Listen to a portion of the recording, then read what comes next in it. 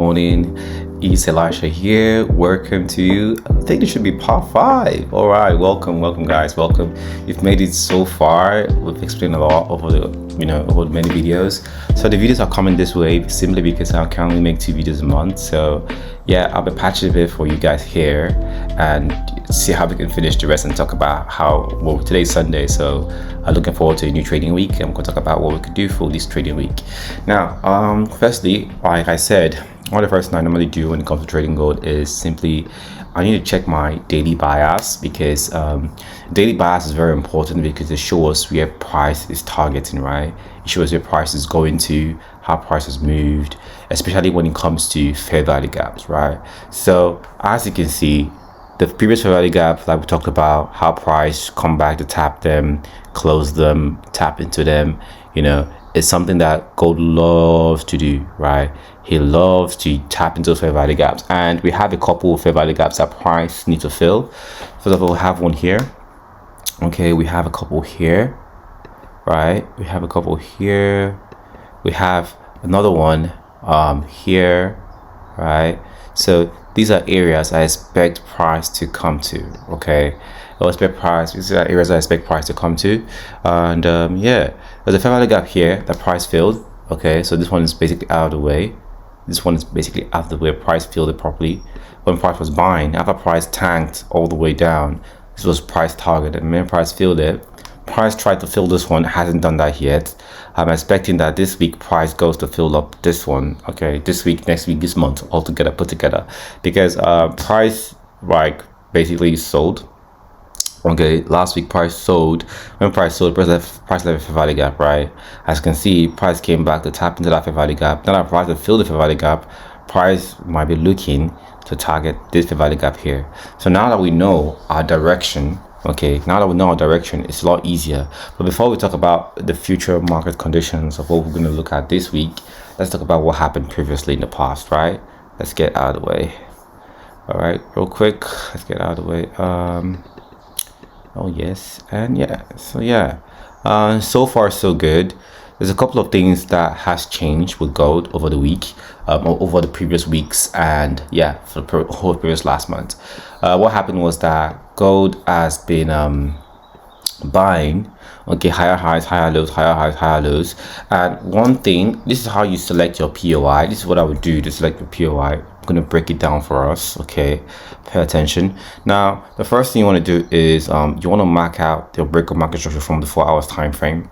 Okay, now the reason why I say 4 hours time frame is that this guy loves the 4 hours time frame and the 4 hours POI. Okay, he so absolutely love it. Now, when price was buying to this level, okay, as you can see, 2 things that price did. When price broke below this overall low, below this overall low here, I knew that price was taking out this overall low, and the next target would be this overall high. Okay, that's just how it works. Now, when price blew the overall low, price had a fair value gap here. Okay, price had a fair value gap here. As you can see, price came back. When price bought, price came back, filled that fair value gap, and price bought. Now, we had a break of structure here. The next thing you want to do is you want to mark out your 4 hours POI. Okay, you want to mark out your 4 hours POI because that's where price is going to come. As you can see, price came into that 4 hour POI. Okay, when price came into that 4 hour POI, there was a lower time frame change of trend. Okay, there was a lower time frame change of trend, and as you can see, price made lower highs. Now, there are 2 types of retracement. If you're in the mastery class, if you're in Dr. Bill's Academy, you would know that there are 2 types of retracement. There is trend-like retracement and there is impulsive retracement. Impulsive retracement are retracements whereby it's like this, straightforward. Price just coming down, impulsive retracement. While trend-like retracement, you approach it with the trend as well. Lower highs, lower lows, lower highs, lower lows, lower highs, lower lows, lower highs, lower lows. In order for you to trade this condition, you have to wait for a change of trend, a shift of character. And as you can see, we have an SMS here. Price did a change of trend. Okay, let me mark it out for you real quick. As you can see, price made a lower high, lower low, lower high, lower low, lower high, lower low, lower high, lower low into the POI. Now we need to wait for a change of trend. As you can see, price made an SMS here. Price made a change of trend, an impulsive move. Price pulled back to the same 1 hour order block. This is where price then bought all the way to this side. Now, one thing that set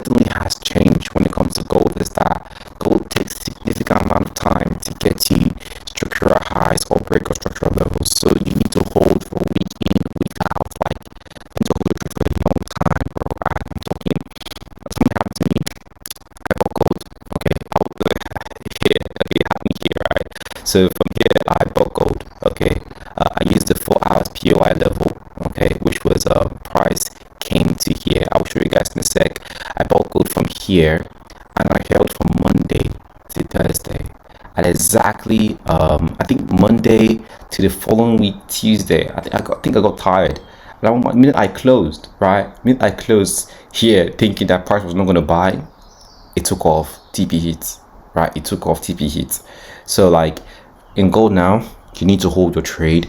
If it doesn't hit stop loss, hold firm in your belief, in your trade, in your plan. Hold firm, do not give up, and stick to the plan, right? So this is how price bought from this level. I basically caught this trade. I held from here till this level. Okay, it was such a beautiful trade. I really enjoyed it. Now the next trade, because I knew price was going for the daily fair value gap, right? I kept that in mind. Now when price hit that level, I knew price was going to pull back to this POI level here. Okay, I knew price was going to come for this POI level here. Now one of the reasons I knew that was because there are a couple of value gaps here that price needed to come back into, and as you can see, the main price came back for the 4 hours POI level, which is the 4 hours order block level, the strongest 4 hours level. Price came back to tap into it. Okay, now price came with full on force. Okay, full impulsive retracement, like I said. Now when you don't panic when it comes to impulsive retracement, all you have to do is drop down to a lower time frame, analyze the market. Okay, analyze the market and wait for a shift of trend. Now as you can see, when price came down, price made a lower high, price refused to make a lower low, the price made a change of trend. This is where I bought gold from. Okay, stop loss below this level, and I held. Price went into profit. I was in profit. I was full of spirit. Price came down. Price rallied, and officially, this is why I said you have to really hold gold, man. You have to hold gold, and don't worry about the news. Okay, honestly, at this point, I was worrying about the news with Trump, oil, Strait of Hamas. Like the news was what really got to me. The structures, the market structure will remain the same. The market structure will prevail. Fuck the news. Fuck whatever the news is saying. Focus on your directional bias and the plan you have in mind when it comes to trading. I paid attention to the news too many times, and I got scared and I got out of my trade when I should have held my trade to full on TP. That is something that you should know. Now when that happened, price hit TP. Similar thing happened again. As you can see, right, price got to break a structure, and after that price then fell back to the 4 hours POI level, which was here. Like I said, like anything else, you wait. Okay, you wait for price to come to 4 hours POI level. Now when price came to the 4 hours POI level, this is where things get interesting. You come back to the 1 hour time frame again, like I just did, and you look for a opportunity to buy this trade. Now one thing I would say was that it was a bit tricky here. The way price sold technically, okay, when price came down, price came down with a series of lower highs, lower lows, lower highs, lower lows. So I expected a change of trend here before price buying, but price didn't do that. Price came and price just left. It didn't give us a chance to enter. And when price got to break a structure, price came down. Okay, price came down again, which was where I started noticing that the trend was shrinking out. It was getting too tight here, week in, week out, combined with the daily time frame showing massive rejections and the weekly time frame showing serious signs of, like, you know, it's getting tired. And it's starting to feel like it does not want to buy.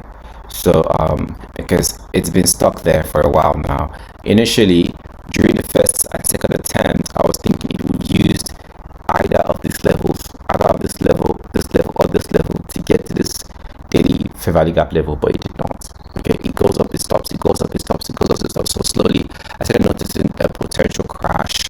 So I gave price a lot of breathing room. That's where I kept this tool here to basically give me a guidance to what price wants to do now. Now I watched carefully. The 4 hours POI was here. Okay, I did buy from here. I got my stop loss here, I'm not gonna lie. Stop loss hit. That's when I knew that it was a change of trend. Okay, then I gave price a pretty room. What happened next was that we got a massive crash down. Now when the crash down happened, this is where we then changed from bullish to bearish. So I'm gonna stop here. I'm gonna focus on this part for part 5. I'm gonna talk about this, you know, this specific price move on part 5, and I'm gonna talk about what's gonna happen here down this bearish move this week for part 6. Now I'm just going to clarify a couple of things. That the daily time frame gives you directional bias, right? You take the 4 hours POI levels, 4 hours order blocks, 4 hours fair value gaps as your your point of interest, basically the zone you're trying to buy or sell from. Now you come to the 1 hour time frame, 30 minutes time frame, to look for your internal trends, like change of trend in internal trends, like what we see here, to get a good position to buy gold. Now this is how I approach my analysis with gold. So if you think this video was helpful to you, if you learned something in this video, I want you to drop a comment. I want you to like this video, drop a comment, okay, and turn on your post notification. If you enjoy this video, I want you to really think about joining the Liquidity Academy. You're going to learn how these things happen, what these POI levels are, what other blocks are, what fair value gaps are, what breakages are. You're going to learn all of these things in the academy, and I promise you it will be a journey that would be one of your biggest and most generational wealth of a journey you've chosen for yourself. I know this to be true, and I want to see you in the Liquidity Academy. If you like this video, drop a like in the comment. Catch you next time. Bye guys.